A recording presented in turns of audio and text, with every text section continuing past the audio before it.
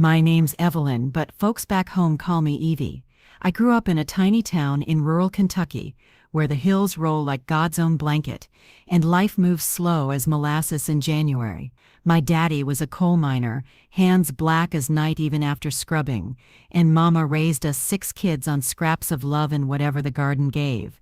We didn't have much hand-me-down clothes, meals stretched thin with cornbread and beans, but we had each other, and that was our wealth. I married young to a man named Jack, who worked the same mines as Daddy, and we had our son Tommy when I was barely 20. Jack was gone too soon, taken by the black lung that haunts those tunnels, leaving me to raise Tommy alone on a widow's pension and odd jobs cleaning houses for the well-to-do in town. Tommy was my everything, smart as a whip, always burying his nose in books I scavenged from yard sales. I scrimped and saved, skipped meals so he could have seconds, and when he got that scholarship to the big university up north, I cried tears of joy and terror. How could my boy, with dirt under his nails from helping me in the garden, fit into a world of silver spoons and fancy degrees? Tommy met Sarah there at college. She was everything I imagined from those glossy magazines, poised, educated, from a family that sounded like they stepped out of a fairy tale. Her daddy was a big-shot lawyer in Chicago, her mama a professor, and they lived in a house with more rooms than I could count. When Tommy told me he was bringing her home to meet me, I panicked. "Mama," he said over the phone, his voice bubbling with excitement, "Sarah's family wants to meet you too. They're coming down for a weekend. It'll be great." Great? My little shotgun shack with the leaky roof and the porch swing held together by duct tape, I pictured their judgmental eyes, the polite smiles hiding pity. So I hatched a plan. I'd exaggerate it all, play up the poverty, the backwoods ways to test them. If they couldn't handle the real me, even if it was amplified, then maybe they weren't right for my Tommy. Little did I know that decision would unravel secrets that would change us all. The day they arrived, I was ready. I dirtied up my best dress with a bit of mud from the yard, left the chickens pecking freely around the porch, and even practiced my drawl to make it thicker like honey on a hot biscuit. Tommy pulled up first in his sensible sedan, Sarah beside him looking radiant in a simple sundress, her eyes wide as she took in the place. "Mama," Tommy called, hugging me tight.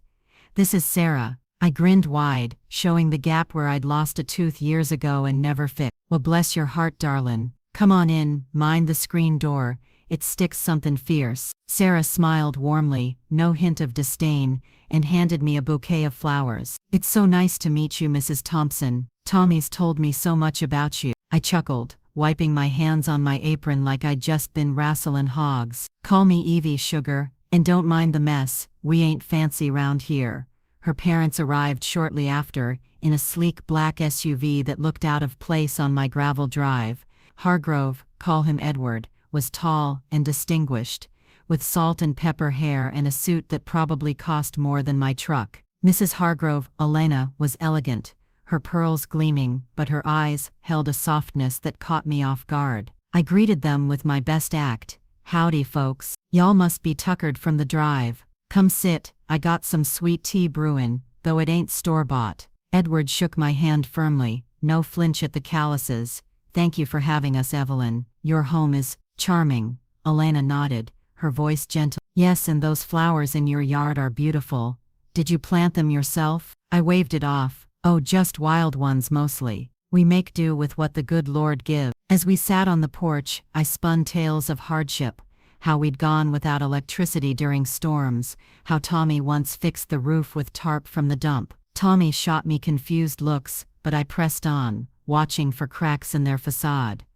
Dinner was where I really leaned in. I served up fried chicken from our own coop, collards from the garden, and cornbread baked in my grandma's cast iron. "Ain't nothin' fancy," I said, passing the plates. Sarah helped set the table without a word of complaint, and Edward even rolled up his sleeves to carve the bird. Conversation flowed, Tommy talking about his job in the city, Sarah sharing stories of her childhood travels. But I kept poking, dropping lines like, "Y'all probably got maids and such up there, huh? We just scrub on our knees." Elena paused, her fork midway to her mouth, and said softly, "Actually, Evelyn, we didn't always have it easy. Edward and I, well, we started from nothing." I laughed it off, thinking it was just polite talk. "Oh sure, darlin', everybody says that." But as the evening wore on, something in Edward's eyes shifted, a flicker of pain, maybe recognition. When the sun dipped low and we moved inside to the living room with its threadbare couch,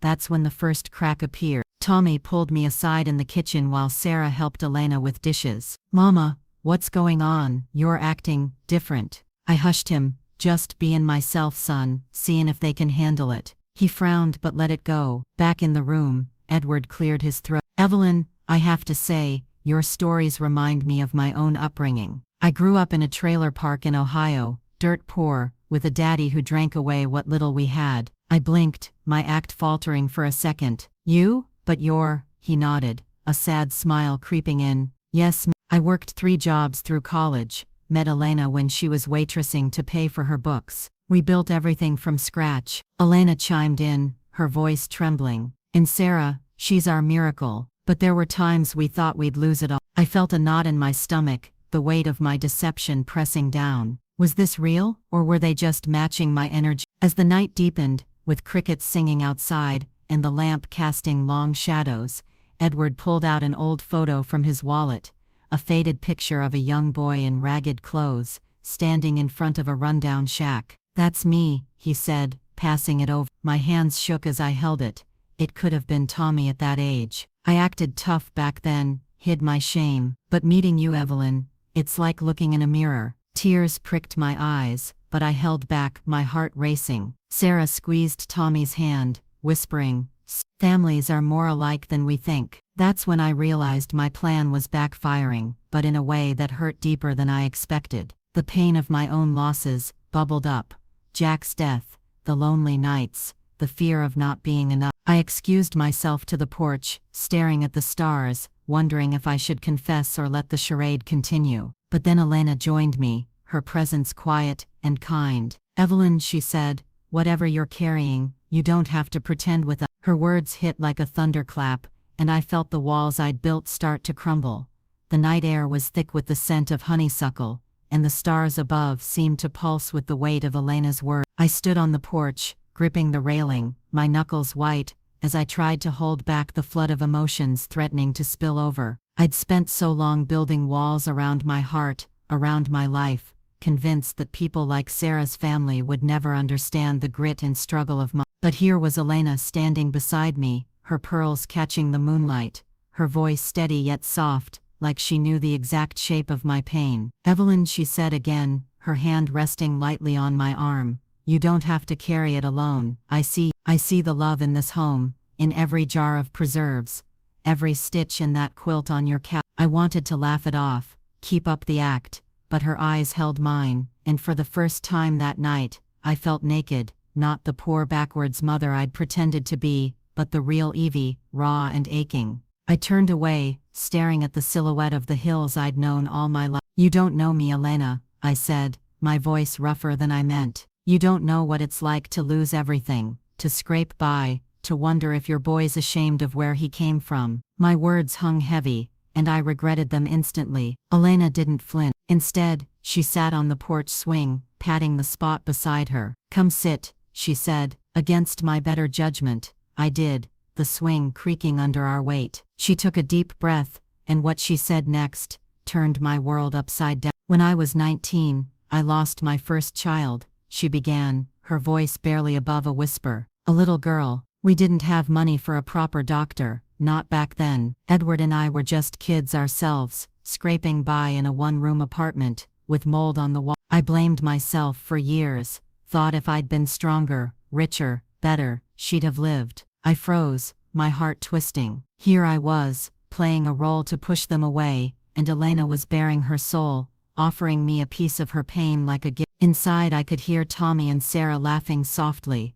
their voices mingling with Edward's, as they looked through old photo albums I'd left out, part of my act to show off our simple life. But now, those photos felt like a betrayal, not of them but of myself. I'd been so afraid of their judgment, that I'd judged them first, assuming their wealth meant they couldn't understand struggle. "I'm sorry," I whispered, my voice breaking. "I didn't know." Elena squeezed my hand. "Nobody does, unless you tell them. And I'm guessing there's a lot you don't tell, Evie." She wasn't wrong. I'd spent years swallowing my grief, my fears, telling myself it was for Tommy's sake. But sitting there with Elena's kindness cutting through my defenses, I felt the weight of it all. Jack's death, the endless nights, worrying if I was enough, the shame of never feeling like I measured up. Back inside, the mood had shifted. Tommy was showing Edward a picture of him as a kid standing proud with a fishing pole by the creek. "Mama taught me how to fish right there," he said, his eyes bright. Edward nodded, his own stories of childhood fishing trips in Ohio spilling out,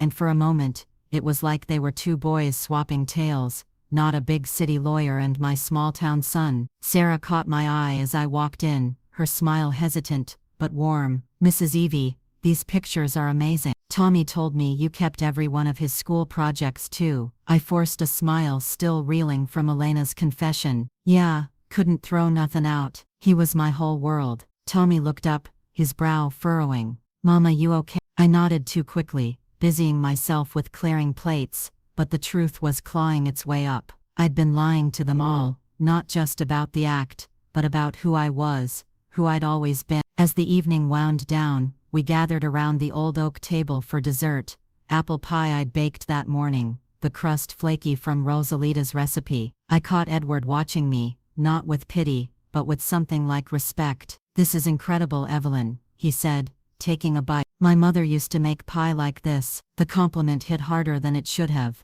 and I felt my throat tighten. I excused myself to the kitchen again, needing air, but Tommy followed this time. "Mama, what's wrong? You've been off all night." I turned to him, my hands shaking as I set down a glass. I wanted them to like us, Tommy. I didn't want them to think we ain't good enough." His face fell, and he pulled me into a hug.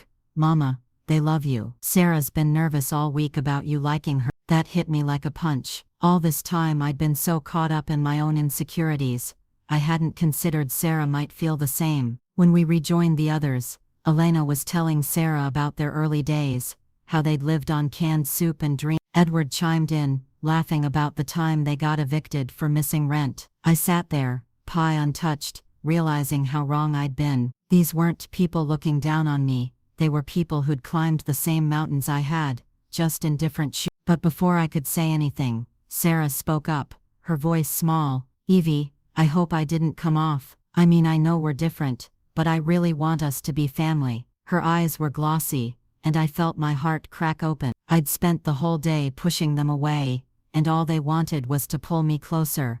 The night ended with plans for them to visit again, maybe stay longer. As they drove off, I stood on the porch, the weight of my act heavy on my shoulder. I'd meant to test them, but they'd tested me, my courage, my honesty, my heart, and I'd failed. But as I watched their taillights fade, I made a promise to myself, no more pretending. The next time I saw them, I'd be the real Evie, scars and all, because maybe, just maybe, that was enough.